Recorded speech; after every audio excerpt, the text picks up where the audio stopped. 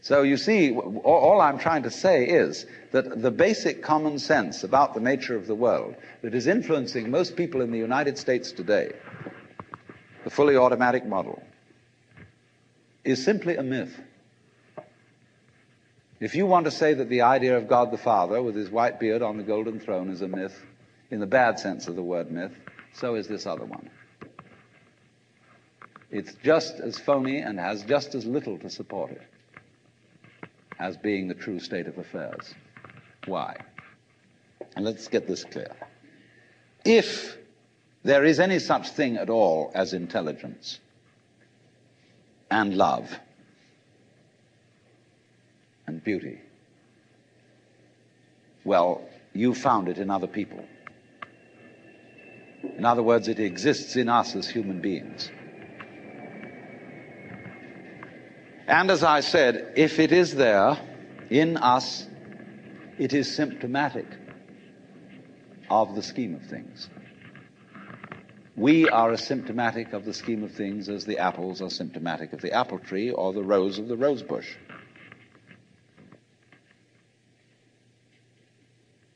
The earth is not a big rock infested with living organisms, any more than your skeleton is bones infested with cells.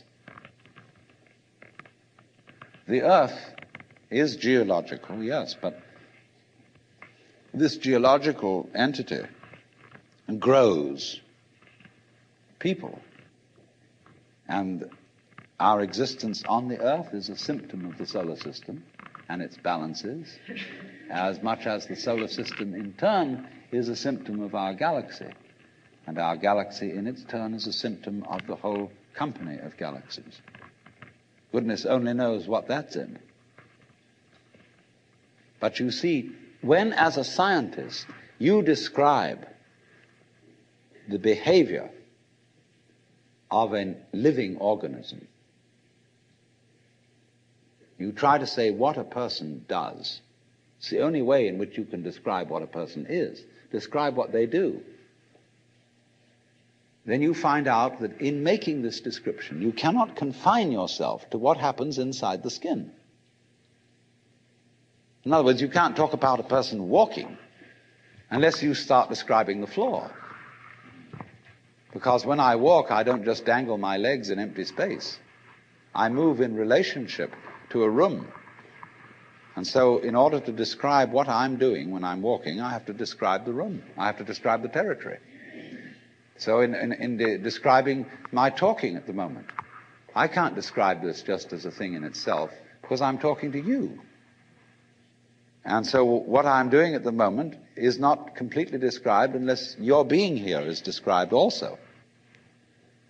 So if that is necessary, if in other words, in order to describe my behavior, I have to describe your behavior and the behavior of the environment, it means that we've really got one system of behavior.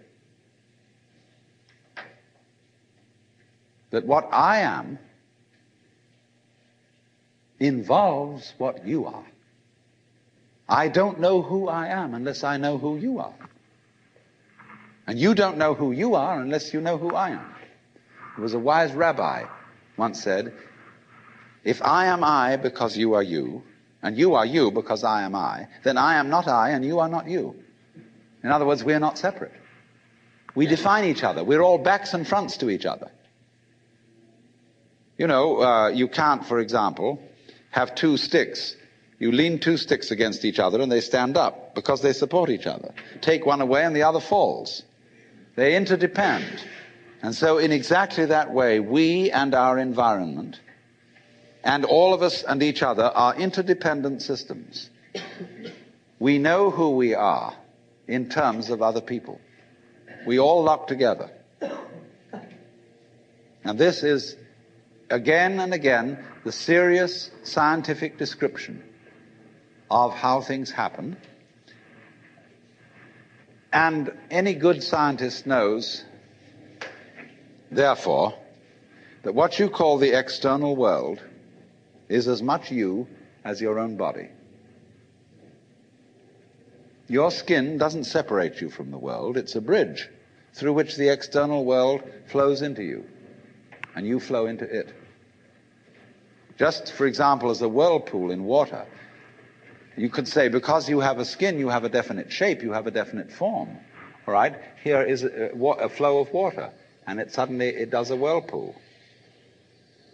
And then it goes on. The whirlpool is a definite form, but no water stays put in it. The whirlpool is something the stream is doing. And exactly the same way, the whole universe is doing each one of us. And I see you today, and I recognize you tomorrow, just as I would recognize a whirlpool in a stream. I'd say, oh yes, I've seen that whirlpool before. It's just near so-and-so's house on the edge of the river, and it's always there. So in the same way, when I meet you tomorrow, I recognize you. You're the same whirlpool you were yesterday. But you're moving. The whole world is moving through you. All the cosmic rays, all the food you're eating, the stream of steaks and milk and eggs and everything is just flowing right through you. When you're wiggling the same way, the world is wiggling, the stream is wiggling you. But the problem is, you see, we haven't been taught to feel that way.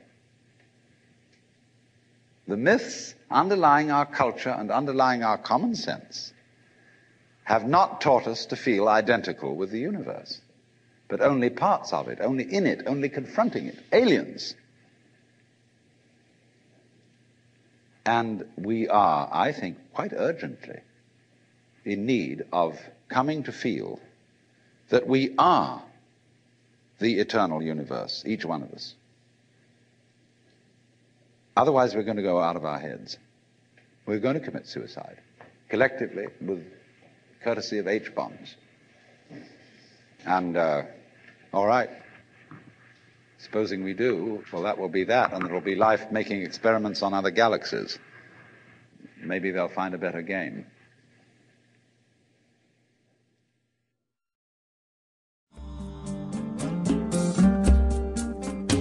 Out of Your Mind now continues with the next lecture from the Nature of Consciousness lecture series.